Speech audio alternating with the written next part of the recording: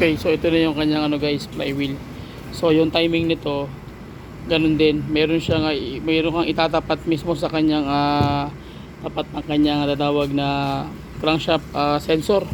So yung crankshaft sensor, makikita nyo ang butas nito ito pahaba, tapos the rest parehas. Ngayon titingnan nyo sa itong butas na to, may isa dyan na nag-iibang butas. Hanapin natin ito, kita nyo yan, yan yung butas na nag-iiba. Ito, so ibig sabihin yan, nakatapat na mismo yan doon sa crankshaft sensor.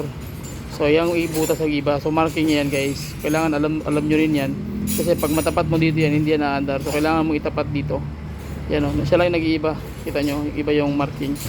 So wala nang ibang tawag niyan, butas na ganito, kundi siya lang. So yan mo itatapat yung sensor ng crankshaft. Okay, so at least alam niyo yung basic pointers kung paano siya itrahe. So mamaya papakita ko sa inyo pag na-set up natin lahat, para makita niyo yung tamang setup ito, para hindi kayo malito. Okay.